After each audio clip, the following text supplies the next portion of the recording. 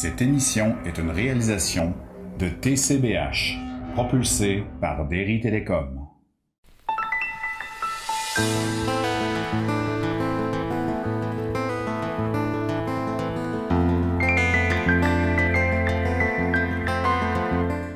Alors, rebonjour.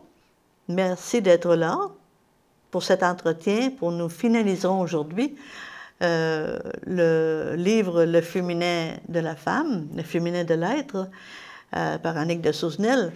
Nous étions à parler du sacerdoce de la femme. Le sacerdoce de la femme n'a pas à rivaliser avec celui de l'homme. Il est d'une autre essence. Le sacerdoce est conféré à l'homme par voie divine à travers les apôtres et leurs successeurs. Dieu se manifeste à l'homme par l'extérieur. Mais le sacerdoce de la femme, lui, il est reçu de l'intérieur, féminin de l'être. Il est alors connaturel à celle qui redonne à l'intériorité de l'Adam son vrai visage d'épouse, Isha, nous disons en langue hébraïque, mère de toute vie. Ceci se joue dans le sanctuaire intérieur en silence. On dit de Marie, Marie gardait toutes ces choses dans son cœur. Il a fait en moi de grandes choses, celui qui est tout-puissant. Alors, les grandes choses, celle qui n'a voulu rien d'autre que de faire sa volonté, c'est ça que c'était les grandes choses. Elle a compris, elle, cette intériorité bien avant nous. C'est pour ça qu'elle est notre modèle.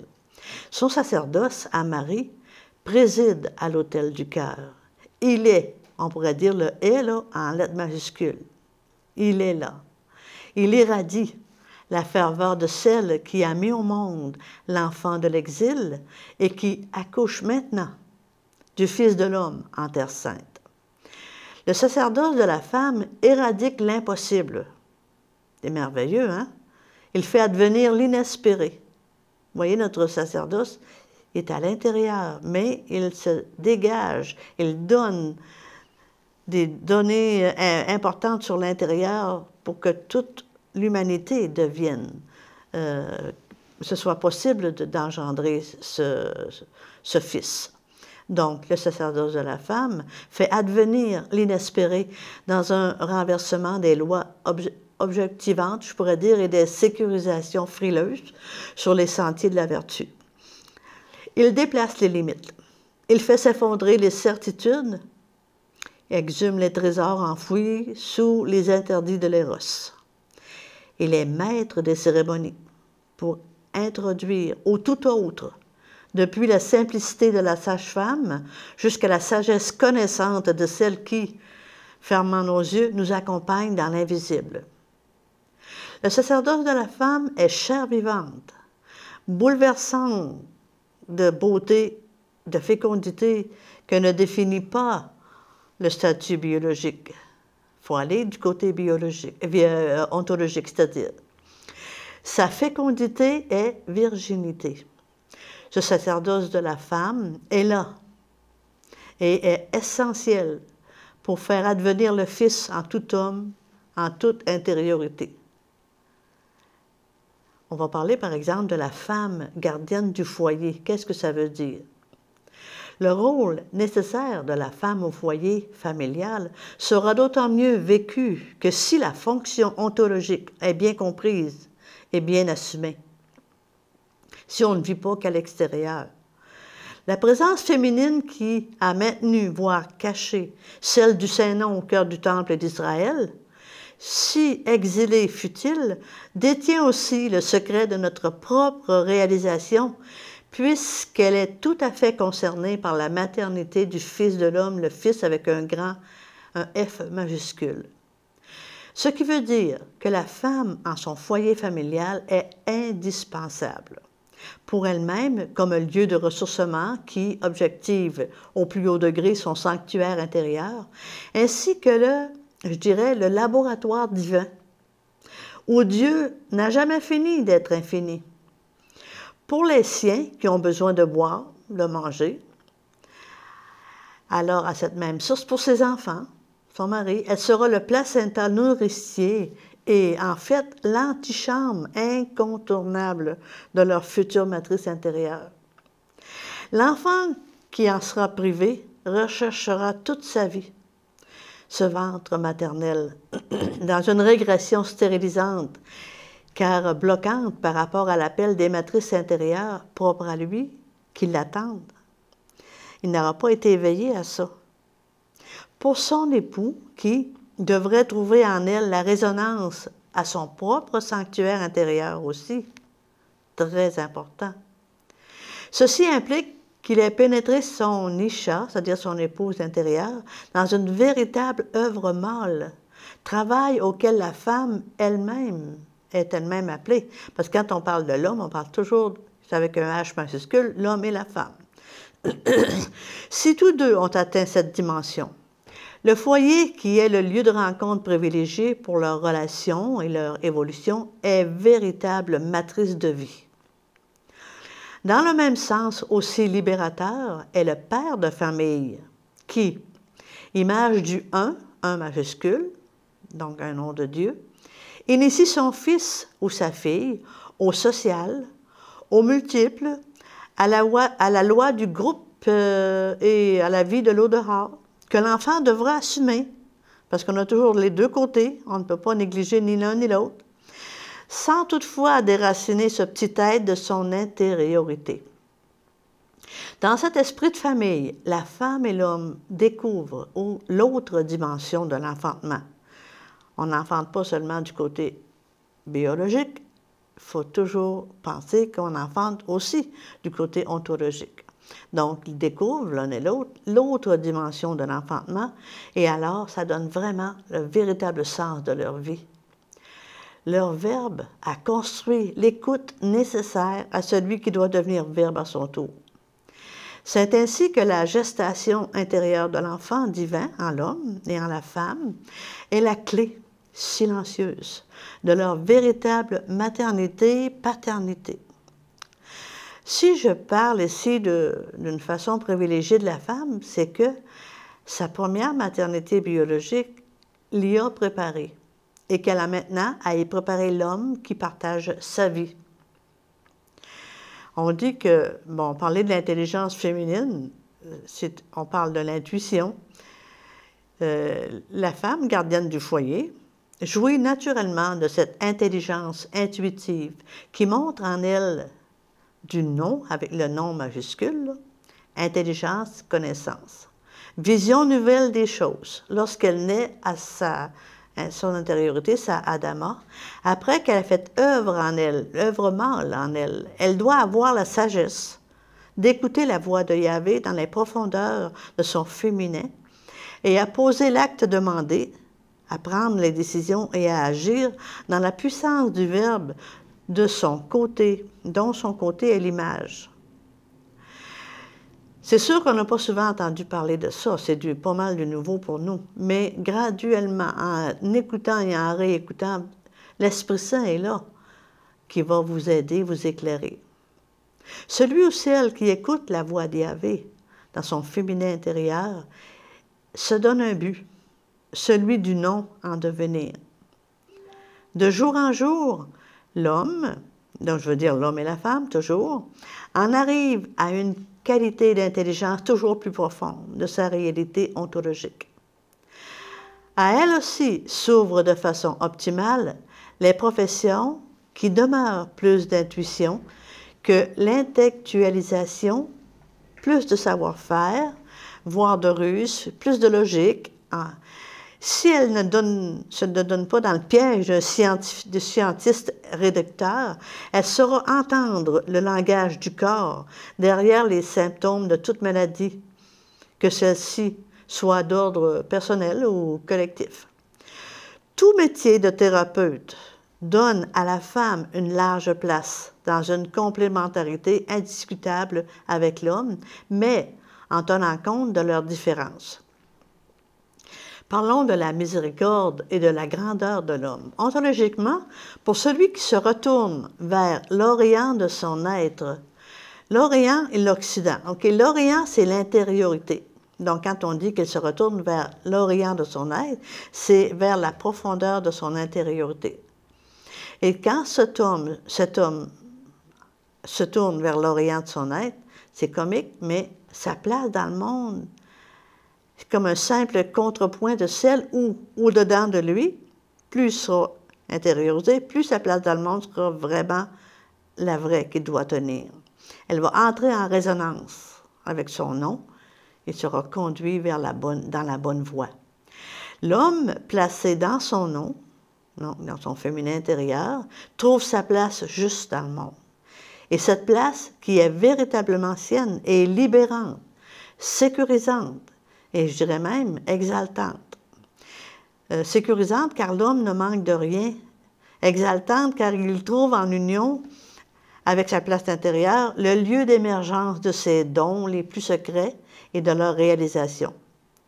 Et souvent, ce travail se traduit par la joie.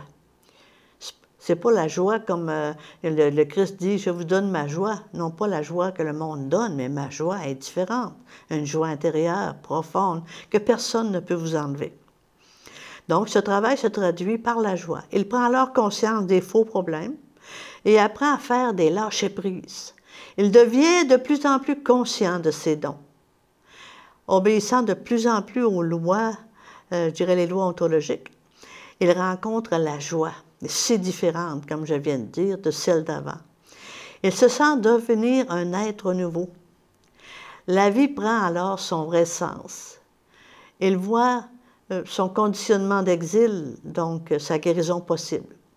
Ses retrouvailles avec lui-même et avec son Dieu le font entrer dans un double processus créateur, celui de son être intérieur et celui de son expression au dehors, les deux étant dans un rapport juste et libérant.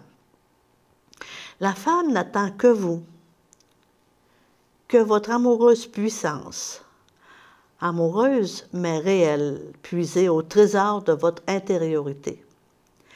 La relation d'être humain à humain, du père ou de la mère à l'enfant, exige de l'adulte une colonne vertébrale enracinée en « je suis ». C'est là le secret. S'enraciner en « je suis » implique la rencontre en profondeur du féminin par l'un et l'autre. L'harmonie est à ce prix. On ne peut pas aller au Père tout seul. On ne peut aller au Père que par le Fils. Le Christ nous le dit. Vous ne pouvez en aucun cas faire l'économie du féminin qui seul détient votre vraie puissance mâle et le secret de l'éros. L'amour-sexualité et l'amour-spiritualité sont l'émergence d'une même sève de l'arbre humain, à deux niveaux différents, oui, mais indissociables, l'éros. Mais qu'est-ce que c'est que l'éros? L'éros, c'est l'émergence de l'esprit, ici quand on parle du côté ontologique, mais aussi biologique. Verbe et esprit, moi, éros, moi et l'éros. C'est comme une flèche, cette sève de l'éros, dont on devine que le mouvement induit au fond de l'arc est celui de l'esprit. Et l'esprit en l'homme, créé à l'image de Dieu, est inséparable du Fils. Tous deux sont les deux mains de l'homme, comme les deuxième et troisième personnes de la Divine Trinité sont appelées par la tradition les deux mains du Père. Les deux mains du Père créent, font et façonnent le créé. Les deux mains de l'homme font et façonnent avec le Père le devenir de l'homme. C'est votre responsabilité. L'éros est un feu dévorant. L'éros a saveur d'infini. Il est un feu dévorant parce qu'il a saveur d'infini. Ce feu dévorant venant de Dieu ne dévore pas comme on pourrait le croire biologiquement. Il se donne suffisamment autant que l'homme peut le supporter. Souvenez-vous, sur le mont Sinaï, le buisson ardent qui brûlait sans se consumer, c'est de ça dont on parle. Le buisson était embrasé, mais non dévoré, parce qu'à saveur d'infini. Ce feu anéantit seulement ce qui ne ressortit pas à l'éternité. Le feu de l'amour divin est celui de l'Esprit Saint, qui détruit ce qui a été fait et intégré pour aller plus loin encore dans le faire. Ceci est l'œuvre du 7e jour de la Genèse. L'éros, donc, c'est l'amour de Dieu pour l'homme et l'amour de l'homme pour Dieu. C'est ça, l'éros. Isha, on l'appelle la feu, reçoit ce feu et est toujours prête à le distribuer, donc dans notre intériorité. Souvenons-nous de Sarah, en qui Dieu plante un rire, de Rachel, dont il lève la stérilité, de Ruth, vide de son veuvage et empoignée par l'époux divin, d'Esther, qui épouse le roi pour sauver son peuple. Souvenons-nous de Judith, où Dieu se cache pour lui donner l'audace d'éliminer son pire ennemi. Souvenons-nous de Marie-Madeleine, symbole de l'humanité repentante. C'est nous, Marie-Madeleine, qui revenons vers notre Seigneur, qui répand les parfums les plus exquis de l'éros, purifiés sur les pieds de l'aimé. N'oubliez pas, les pieds, quand nous parlons dans le symbolisme du corps humain, l'importance du départ des pieds. C'est pour ça qu'elle purifie, elle met du parfum sur ses pieds. De la Samaritaine qui devient transparente en rencontrant la lumière. En fait, il est l'éros. Il n'est d'éros en réalité, que je devrais dire, que du féminin de l'être, Isha, cet autre côté de l'homme. C'est ça l'autre côté de l'homme qui vient l'aider, qui lui donnera le pouvoir de la ressemblance à Dieu. Et lorsque celui-là est méconnu, alors la femme, sans le savoir, emporte la saveur en elle et est capable de laisser passer cet éros, faire fondre notre mur de glace de nos logiques. Elle est alors la muse du poète, l'égérie, l'inspiratrice, je dirais, de toute œuvre d'art. Quand on dit qu'une œuvre d'art n'a pas d'âme, ben, hein, ça ne vit pas. On se demande même comment le divin créateur a pu se passer de sa création, de son Isha, son féminin intérieur, pour en jeter le premier principe. Qui n'a pas la nostalgie du jardin de jouissance, le jardin d'Éden, planté au cœur de l'Adam, dès sa première respiration d'homme du 7e jour, alors qu'il est soufflé dans ses narines par le souffle de Dieu.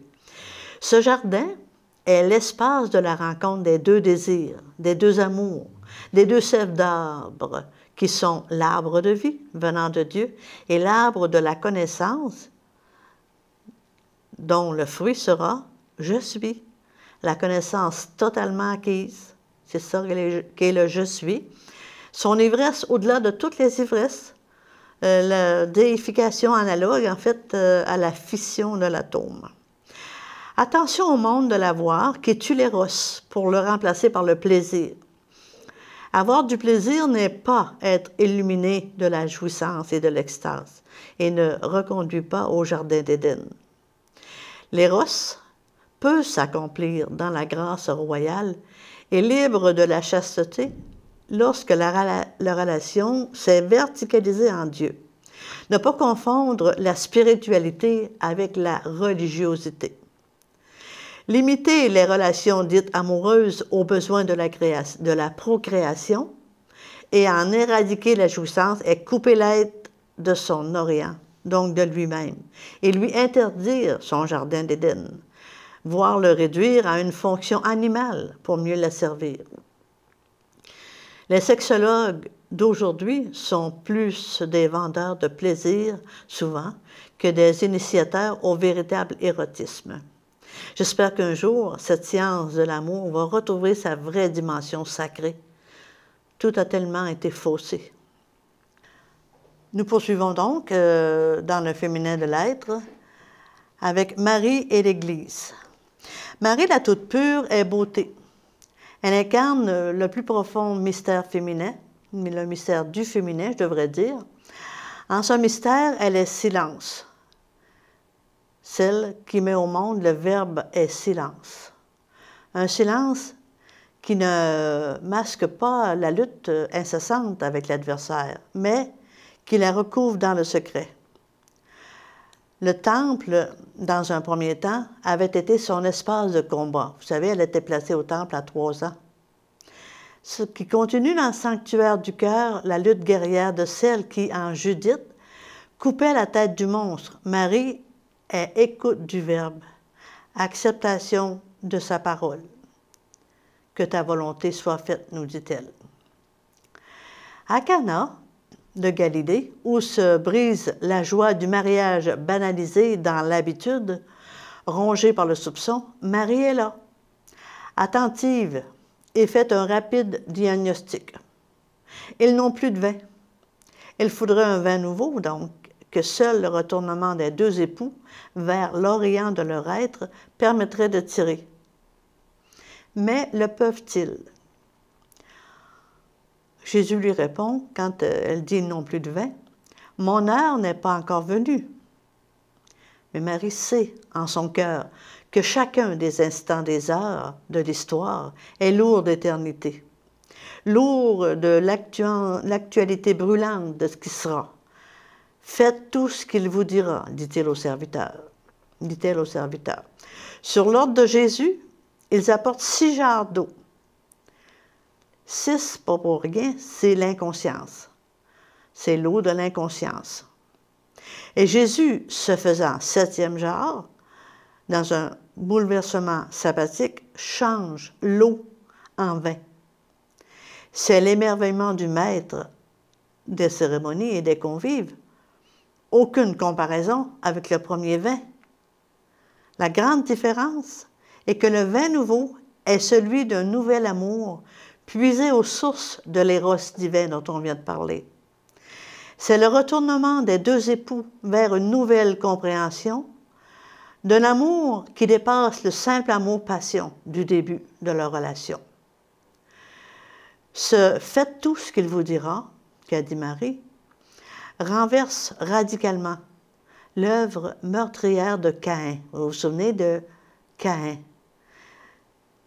Caïn et Cana, ils ont la même racine hébraïque, signifiant l'acquisition. Caïn, ça veut dire « j'ai acquis un homme, l'acquisition ». Caïn, premier homme de l'exil après Adam, croit avoir acquis le yod, Yahvé. Et dans une volonté de puissance dont le fondement est la peur de l'autre, il tue son frère. À Cana, le mariage qui s'y célèbre renvoie au mariage intérieur nécessaire pour acquérir le saint nom, le devenir. Caïn fait couler le sang du frère. Le yod de Caïn se fait épée de mort, une parole qui tue. L'obéissance de Marie construit l'épée, elle, en chacun des époux. Le Verbe qui donne vie dans le désir de l'un pour l'autre et de tous deux pour leur Dieu. Tout mariage se joue dans la joie éphémère du premier vin ou dans la cantillation transparente du second, qui prend alors goût d'éternité. Ce n'est pas pour rien que Marie est là, aux noces de Cana. Elle est le sanctuaire intérieur de chaque être humain, dont le Fils germe attend qu'il s'ouvre à la fécondité pour croître. Elle est l'Église avec un grand E, union des sanctuaires intérieurs où le Christ, Fils de Dieu, convoque tous les appelés à l'enfantement de leur Dieu et à la résurrection. Mais qu'est-ce donc l'Église, si ce n'est ce ventre maternel, marial, visité de Dieu et ouvert à l'essentielle fécondité de l'humanité entière?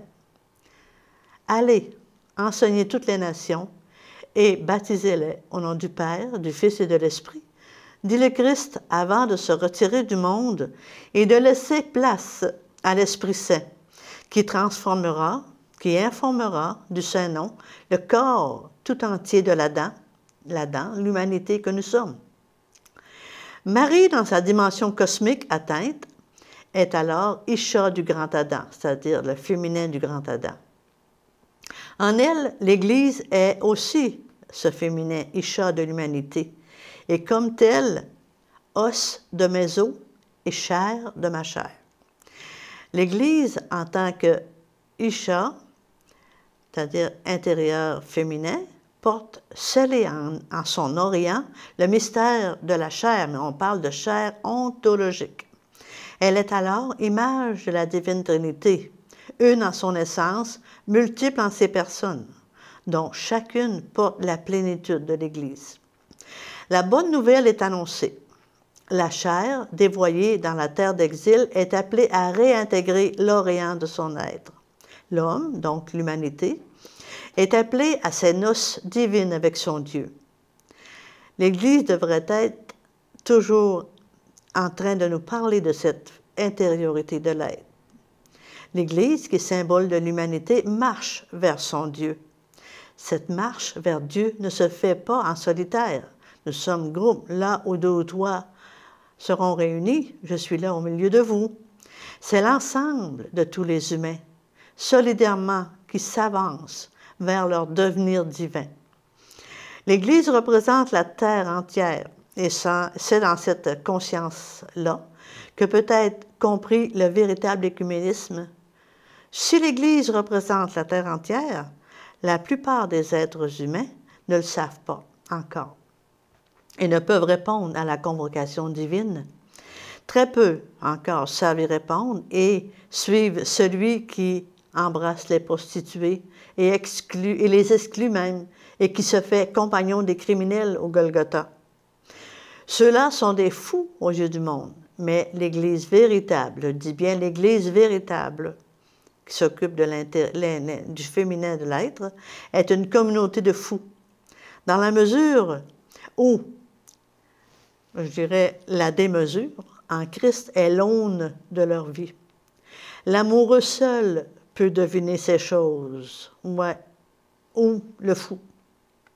L'Église devrait être terre de liberté, où souffle saint de l'Esprit Saint de Dieu, et non pas tout simplement de nous parler de contradiction. Parce que la pierre d'angle, c'est le Christ, la liberté même, le Verbe, la vie.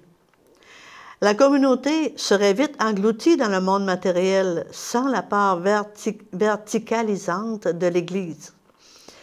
Cette verticalisation s'est faite par l'Esprit. C'est lui, l'Esprit, qui est donateur de vie, qui est inséparable de la vie, inséparable du Verbe qui est vie. Comme je disais tout à l'heure, là où 2 ou 3 sont réunis en mon nom, je suis. Hein, vous voyez ça dans Matthieu 18, 20. Là où 2 ou 3, c'est ça, mais ça veut dire 2 ou 3, c'est une figure de style, c'est tous ceux qui peuvent être là. C'est simplement un chiffre comme ça. La vie prend sa saveur d'une aurore que les peines et les épreuves ne peuvent assombrir. Quand on a la vie en nous, toutes les preuves, les peines et difficultés ne peuvent pas nous assombrir. Là, la vie prend la saveur d'une aurore que les peines et les épreuves peuvent assombrir, mais que jamais plus ne s'arrête la lumière qu'elle promet. C'est de ça quand on parle de l'émergence de l'esprit. Vous vous souvenez de Freud, probablement, Freud ne pouvait deviner le profond refoulement spirituel que se cachait derrière celui de la sexualité.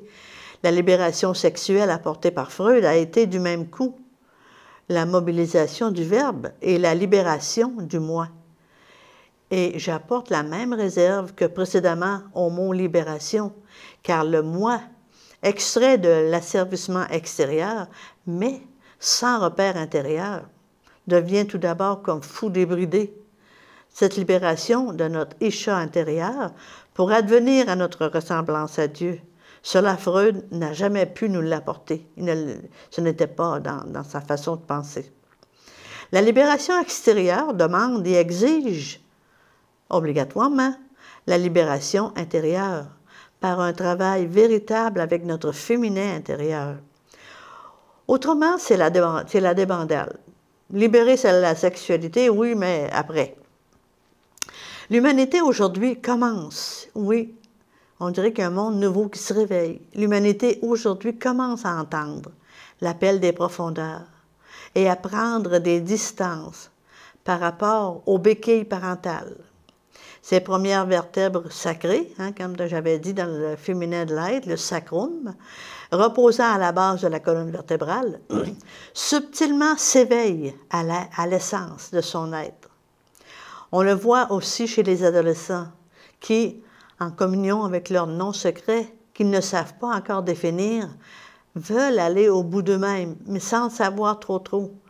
Ils vont vers la sortie de la matrice d'eau et s'orientent graduellement vers l'ontologie de leur être. C'est pour ça qu'ils veulent se chatouillent, ça les chatouille de voir ce que les parents leur demandent parce qu'il y a quelque chose qui se développe en eux puis ils ne savent pas comment le dire. Ils cherchent un sens à la vie par des moyens qui ne sont pas toujours des plus efficaces, mais ils ne le savent pas encore. L'humanité, elle aussi, est un peu encore adolescente, très souvent. Mais sans le savoir encore, elle entre en résonance avec le germe « je suis », qui lui intime l'ordre de croître. Il y a ceux qui entendent, qui se retournent, qui apprennent à se verticaliser, et il y a aussi ceux qui se rabattent à l'horizontale, dans la plaine de l'exil et qui meurent. On le voit dans la tour de Babel, dont j'aurai l'occasion de parler, dans la matrice d'eau, ou encore l'histoire du déluge de Noé, plus tard. Rechercher la concordance entre intérieur et extérieur, c'est ne plus vouloir du plaqué-or, des idées préconçues ou des enseignements erronés sans réel fondement ontologique. En réaction à ces idées qui ne nourrissaient pas, on s'est jeté sur toutes sortes de mouvements, dits New Age, ou d'autres mouvements charismatiques de toutes sortes, croyant satisfaire notre appétit d'un plus-être. Nombreux sont ceux qui s'y perdent, ou tout au moins en sont des déambulateurs funambulesques, chercheurs de souffle, les tenant au-dessus du vide de l'existence comme sur la corde raide de leur vie. Souvent, ils confondent éros et sexualité primaire, vie spirituelle et accès ponctuel à des états modifiés de conscience par des techniques limitées au corps cadavre par que sans âme. Ou tout simplement encore, amoureux de la nature, ils l'honorent, croyant adorer Dieu, et finissent par s'honorer eux-mêmes. Beaucoup restent sur cette corde funambule éternelle. D'autres tombent et s'enlisent dans l'enfer de la vie ressentie sans espoir. D'autres vont vers une autre tradition dont la nouveauté voile un moment ses propres limites. Ils sont comme ces parents qui, face à leur enfant perdu dans son labyrinthe et refusant d'obéir à leur schéma sécurisant et mortel pour mordre à la vie, le rejettent au lieu d'ouvrir leur cœur et d'aller vers lui, lui dont la quête essentielle est sans doute messagère de leur propre salut. Au-delà de tout ça, un travail silencieux des désenchantés d'hier qui, de leur éros verticalisé, deviendront des amoureux de Dieu et fera lever toute la pâte humaine. Bien oui, c'est le levain. On met très peu de levain pour faire lever la pâte. C'est ça que nous devons devenir. Au-delà des souffrances que se complaisent à nous décrire nos morbides médias sans qu'ils puissent nous faire part de l'essentiel, la croissance du germe, le germe grandit. Le féminin de tout être partage d'emblée l'indicible du Verbe. Il est le baiser de l'ange, il est l'éros, il est l'esprit. Confiance, c'est l'émergence de l'esprit qui s'amorce et qui silencieusement grandit en notre humanité. Oui. Et si nous persévérons comme Marie et retournons à l'essentiel de l'être, en devenir du « je suis », nous pourrons dire avec elle « Il a fait en moi de grandes choses » et nous pourrons chanter notre Magnificat. Oui, cet éros est vraiment en nous et notre vie intérieure nous donnera véritablement le sens réel de notre vie. Merci de votre écoute et nous nous verrons pour un prochain entretien très bientôt. Au revoir.